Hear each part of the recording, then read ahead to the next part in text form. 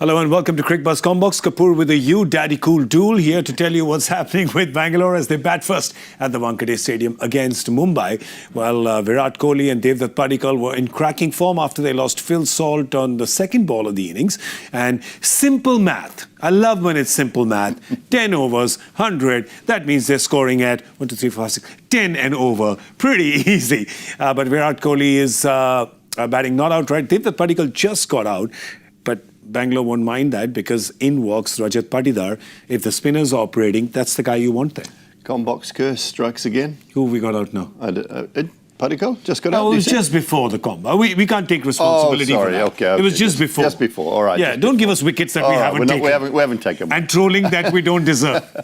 No, brilliant start. I mean, obviously, surface looks good. So I think they're going to need, in excess of 200, somewhere around about that, the way the pitch looks like it's playing. Kohli's been brilliant. I mean, he's been so aggressive. And I think, sometimes it looks tinted with an element of risk, which I love. I love it when he takes risks because he is going to get out. At some stage, he is going to get out taking those risks. But I just love seeing him take those risks, particularly to the spinners league side, something he's developed a lot more or worked on a lot more in the last sort of 18 months to 2 years.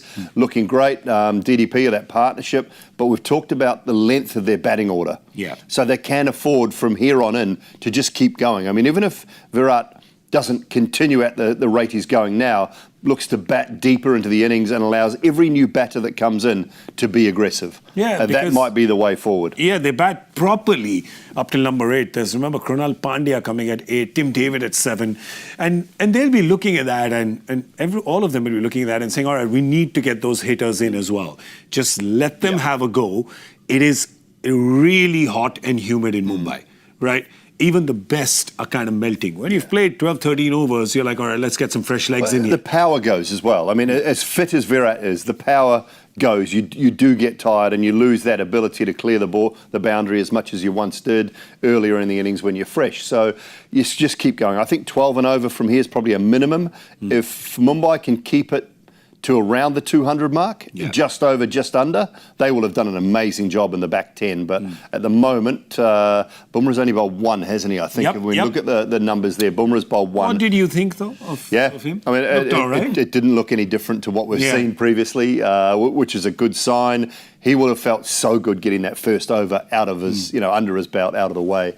And he'll just look forward to coming back at the back end, maybe some pace off, maybe some Yorkers and slower balls at the back end. But if you think about Bumrah at his best, you're only generally going hard from one end if he's got to bowl a couple of those last overs. So if you can take him for 7, 8, 9 in an over, you're doing a great job. But I think 12 and over from here is probably a minimum. What Hardik has done is, and that's what happens when the opposition batters are coming at you, you throw everything at them. And he's pretty much thrown every bowler he has at them. That's 7 bowlers used in the first 10, right? So he's just tried everyone. There was Will Jacks who bowled, I think, the 5th over. It was in the power play.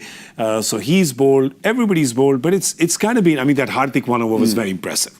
Right, Hardik was very good, just gave 3 in that over. But otherwise, Virat and Padikkal were fairly democratic, right, when they were batting with that big partnership. Yeah, any bad ball they got, they put it away. And then, as I say, an element of risk in a few, in a few shots, but it paid off. It paid off for them, and I think that was, that was a big thing, a big key. Hardik's overs are going to be crucial. Santner's bowled better tonight. I think he's sort of slowed it up a little bit, understood the situation, maybe using that slightly bigger side of the ground as well.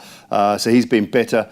Bumrah's bowling another one now, I think, so Hardik will probably bowl maybe 1 or 2. He might not get through his quota, but he'll bowl another 1 or 2 through the middle and just try and keep things tight. If you keep a tight over, when you've got a side only 2 down, going to the back end, a tight over means that they will look to go harder. I hope that Hardik does go through his quota because sometimes captains can do that. Bowling captains can do that where they kind of tend to underbowl themselves a bit. But the kind of form that he's been in, previous game 5 wickets, the 1 over we saw today, he's good. He's bowling the ones that are quick and that slow bouncer to fox Virat Kohli. You don't fox Virat every day of the week. It's such a confidence thing bowling, and you're coming off this, off good spells, and that's how he'll be feeling. But I'm with you on the captaincy side of things. From a bowling point of view, you do often see captains not bowling themselves when they possibly should have or when they're going well. So hopefully he gets that right tonight. All right, so at this point in time, definitely advantage Bangalore with their long batting lineup.